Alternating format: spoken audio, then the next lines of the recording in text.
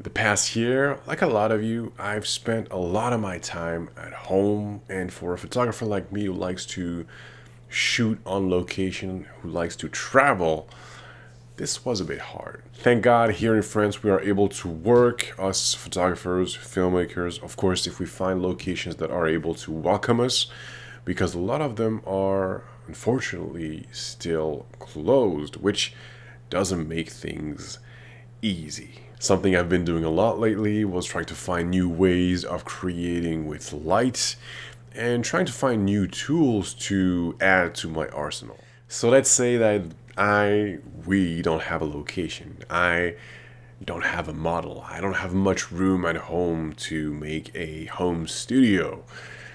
Will this stop me from creating, from learning things? No, I just need me, myself, and I.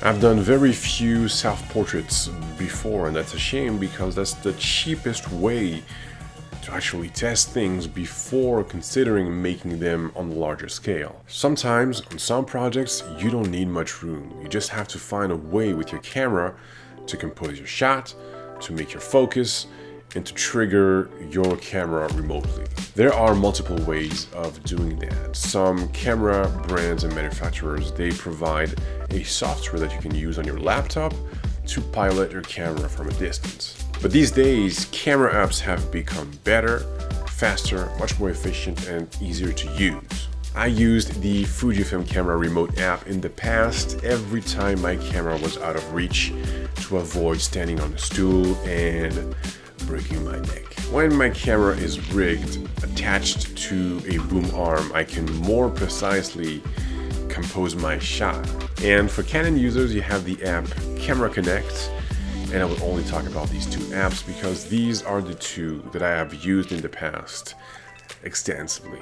With these apps, you can set your focus, change your f-stop, your ISO, your aperture, and of course, you can fire your camera. You can of course review the images you just took, zoom in, check your focus, zoom out, do whatever you want. I'm actually using the app right now.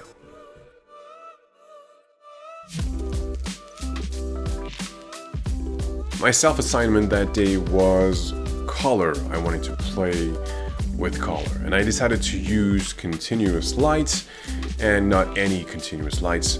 I used the PAVOTUBE 30C. I actually used two of them. With these RGBW LED tube lights, I also used the Forza 500 by Nanlite. I don't think you need that kind of power for the type of images you're about to see, so keep that in mind.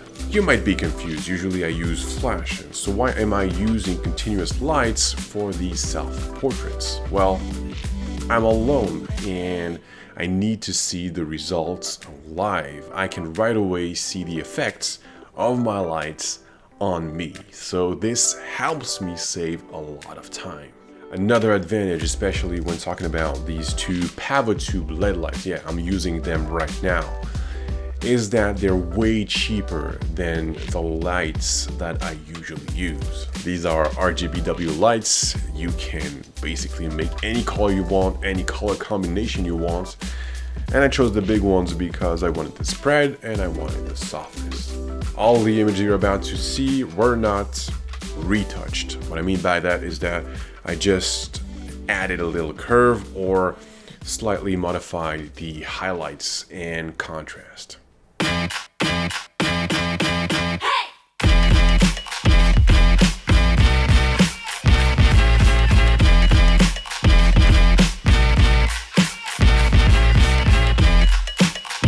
I played with complementary colors, which basically is when two colors are opposite of each other, which gives you maximum color contrast.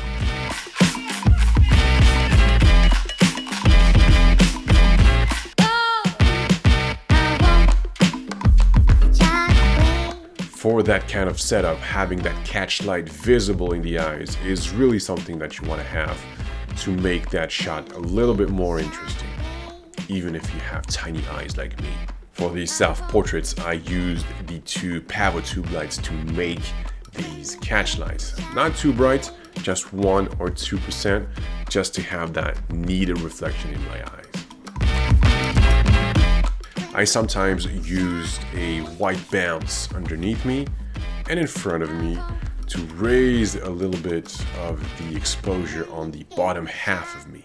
I added a white light in the mix that was produced by the Forza 500.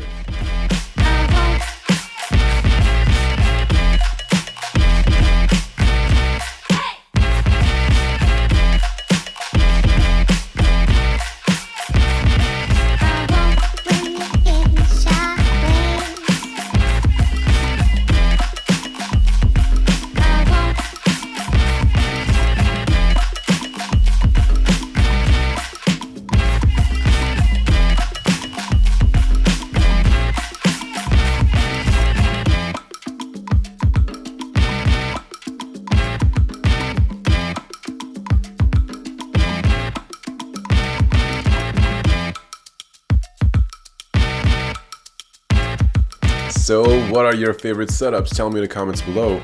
I already have my favorites. I know that I only have scratched the surface here because there are so many things you can do with these lights.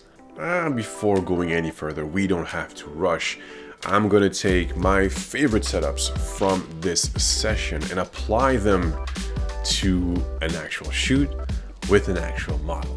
I will make multiple videos about color, about continuous light. This will not be the only one.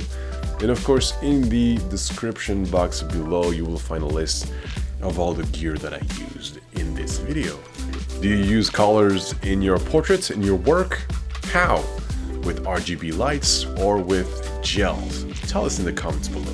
You know what to do if you want to follow me in this journey, or if you don't want to miss my next post. Take care, and until next time, please have a good one.